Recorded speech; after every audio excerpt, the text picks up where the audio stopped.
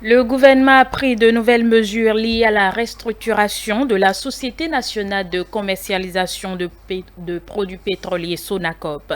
Ces stations seront cédées à des sociétés privées tandis que son patrimoine foncier fera objet de bail. Suite à cette décision du Conseil des ministres de ce mercredi 6 juin 2021, une équipe de la rédaction s'est rapprochée de quelques citoyens pour recueillir leurs appréciations. Diane Christelle, Onioudje.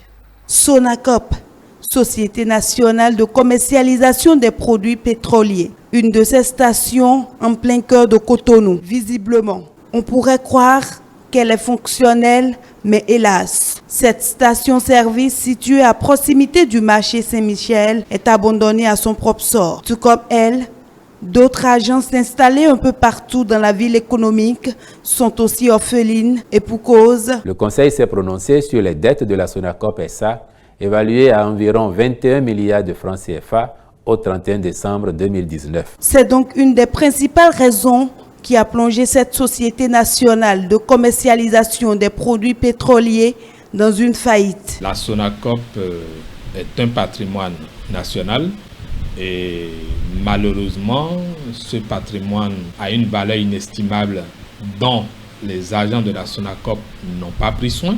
Pendant plusieurs décennies, ça a été un véritable gâchis. Pour ceux-là qui ne connaissent pas la Sonacop, ils ne peuvent pas apprécier. Depuis plusieurs années, la situation est restée très délétère, ce qui a permis au gouvernement de réagir. Malheureusement, nous n'avons pas su profiter de ce joyau-là. Les privés, les stations privées qui existent, vous voyez qu'elles fonctionnent.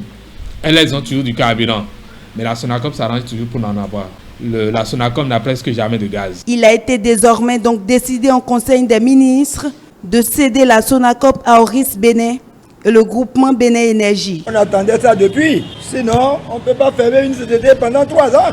Elle a eu une décision salutaire. Comme elle vient de tomber là, elle n'a qu'à vite commencer. Le gouvernement ne pouvait pas faire mieux que de laisser cette entreprise moribonde à une structure où il y a des structures privées pour qu'elle soit davantage maintenant beaucoup plus active et capable de satisfaire les clients consommateurs. Aujourd'hui, le pays a besoin d'entreprises qui vont contribuer dans la caisse de l'État. Nous souhaiterions que la mesure puisse aller à terme. Nous savons qu'on en viendrait, mais que l'État arrive seulement à maîtriser le prix à la pompe en tenant compte du pouvoir d'achat des populations. C'est une décision courageuse et salutaire, très appréciée aussi dans le rang des citoyens. Quand nous prenons de l'essence à la station publique, cela aide l'État à construire des écoles, centres de santé et bien d'autres infrastructures. Il faut que le gouvernement nous aide à avoir l'essence à la station afin de laisser définitivement l'essence de contrebande.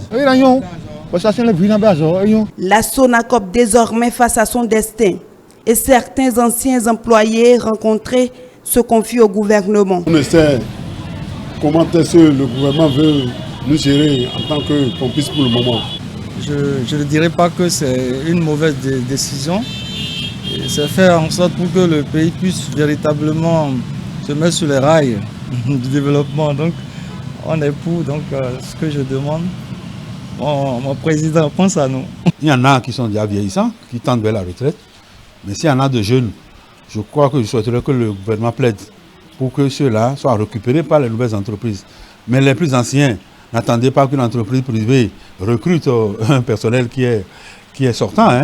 On doit pouvoir négocier leur admission à la retraite en leur payant tous les droits. En attendant la restructuration de la Sonacop, certains citoyens profitent de sa fermeture pour commercialiser leurs produits.